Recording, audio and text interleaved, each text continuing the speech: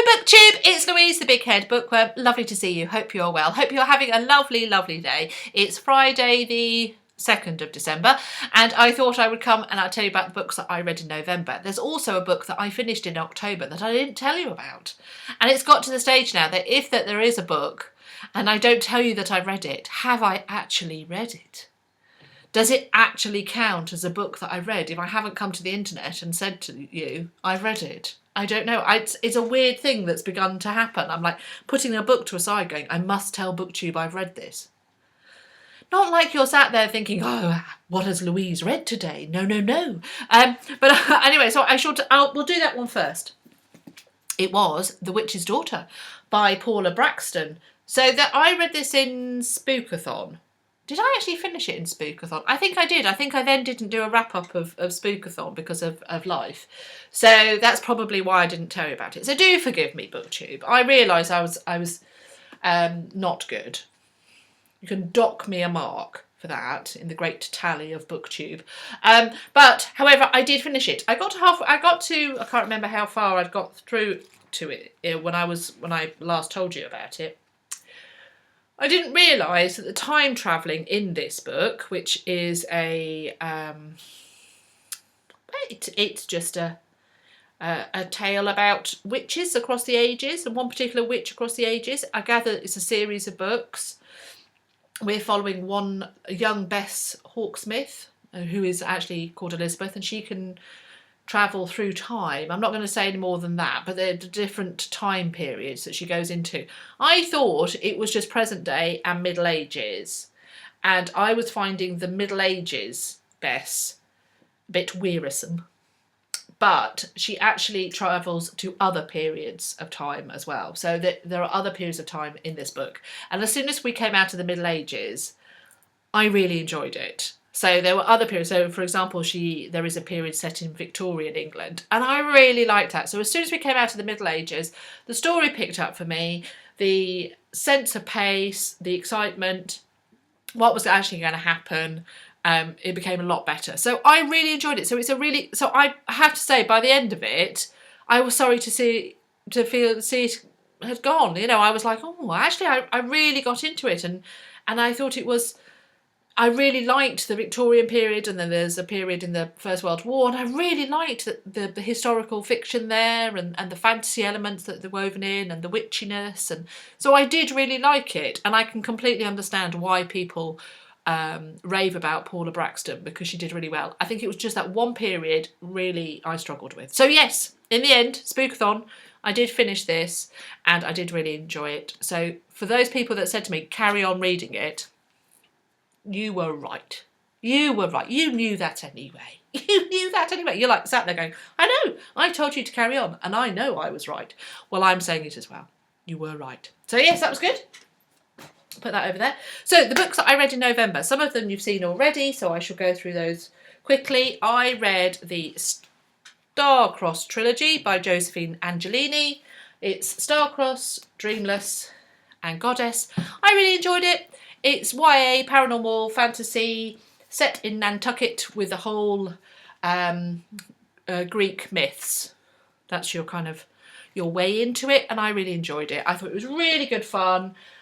A bit silly, yes, but enjoyably silly. I'll put them there.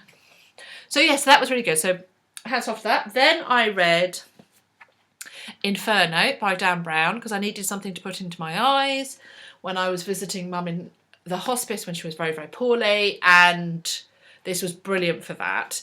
It's a Dan Brown thriller based on the Divine Comedy by Dante, in particular the Inferno, and I enjoyed it for what it was. I really enjoyed it, so it was great. So hats off to that. My husband's now reading it, and he's kind of said it's fine. I then picked up Daisy in Chains. I think I told you that I'd started reading this and I'd nearly finished it. Well, the day that I told you that, I then did finish it. And I was loving it right up until the end.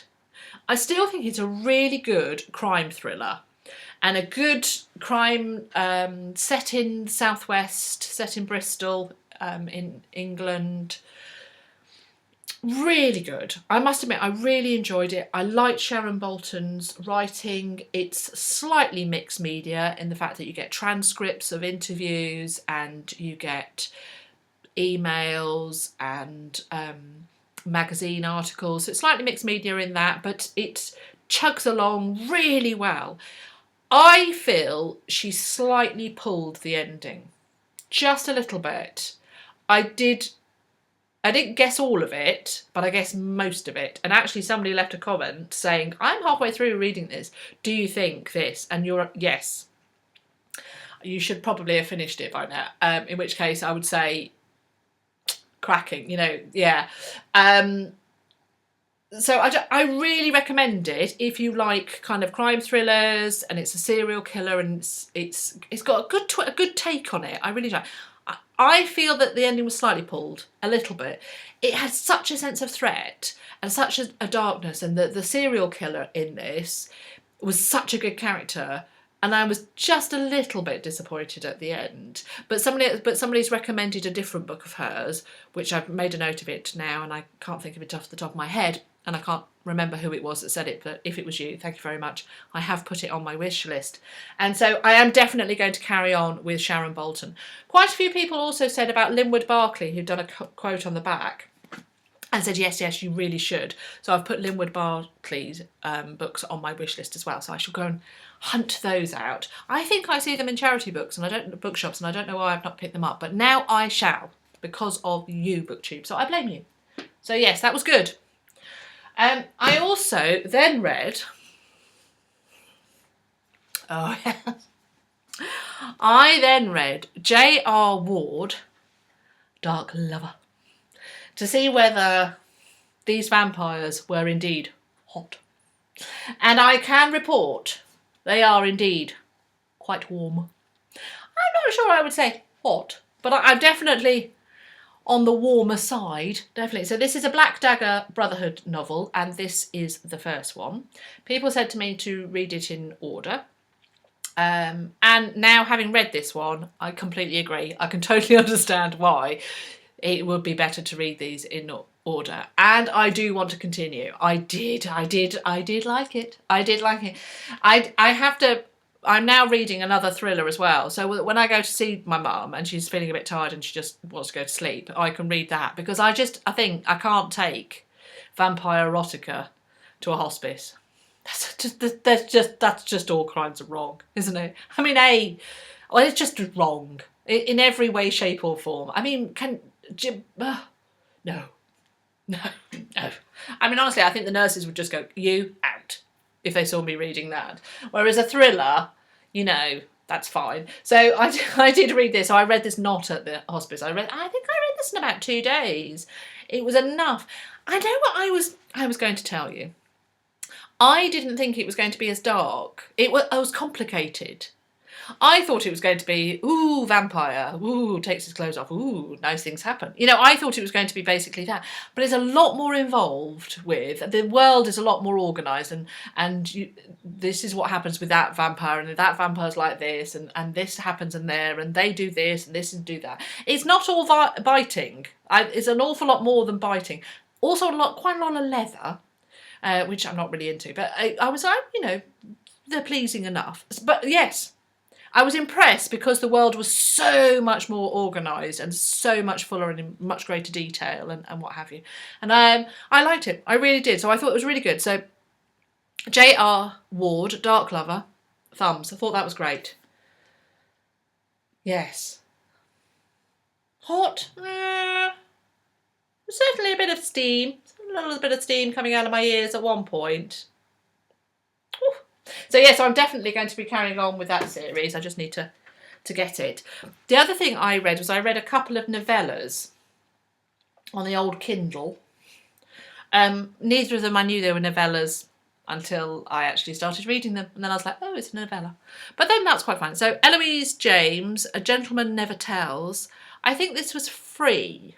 I think that's why I got this one, because I've recently read some of her fairy tale retellings, which are Regency romances, and fine romps they are too. So I thought I'd read this one, which is a novella at the beginning of a series.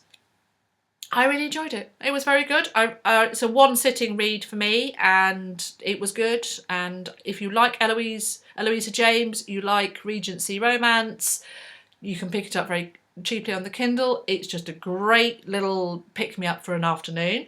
The other one I read, which I'm hoping I can get the cover up, is, can you see? Oh, that's glary. There we are. Courtney Milan, The Governess Affair. You can't really see it. It's obviously... No, I can't do it. Courtney Milan's The Governess Affair. Again, this is a novella, and it's a prequel to the Brothers Sinister series. I was watching a video by Denise Reed? I can't remember the lady's name. She's Denise, and she was talking about authors that she had not read.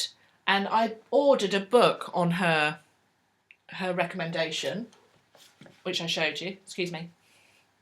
Jude Devereux. The other author that she mentioned that I hadn't actually read was Courtney Milan, and I thought, oh, so I had a look on my Kindle, and there was another one which was either free or was only like 50p or £1 or something. So I thought, I'll give that a go, and it was a novella. I didn't realise it, but then that was fine because I could try it, and I enjoyed it. Again, a one-sitting, maybe two-sitting read, but it got me into the idea of what Courtney Milan is like as a romance writer. And again, I really enjoyed it. Both of those are very good, very similar actually.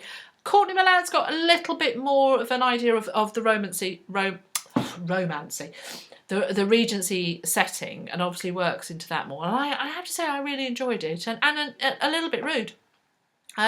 You know, and there are kind of the romance stakes, definitely ruder rather than not. There was more than kissing, which I think, you know, brightens up a day. So again, that brightened up an afternoon no end. Not reading that at the hospice. Yeah, that's a cup of tea at home kind of a read. And there we go. That was it. So I don't know how many I read. Probably 9 or 10 books I think I read this month, which is what some people read in a week. But it's also what some people read in a year, and it's just depending on what kind of reader you are, really. So I'm pleased with that. I've witted on a bit too much. Oops, there's a cat in there. I've witted on a bit too much, booktube. I hope you don't mind. And honestly, I don't think anybody's going to really watch this because of the amount of Vlogmas videos that are out there. My word, everybody's doing it this year. I'm not complaining because I love watching Vlogmas videos. And I like the ones where people just kind of take you along on their daily life. I'm just so nosy. I really like it. So if anybody's doing Vlogmas, will you please let me know in the comments so that I can start watching your videos, because I thoroughly enjoy them. I find them fabulous. And again, actually, if you are a booktuber who follows me, and I might not subscribe to you because I don't know that everybody is, so please tell me and I will come and subscribe to you because I like watching your videos. So I hope you're all well. I hope you're having a lovely start to your December and you're having a good day. And I look forward to speaking to you again. It's been lovely, BookTube. I think we should do this again. Thank you. Bye-bye.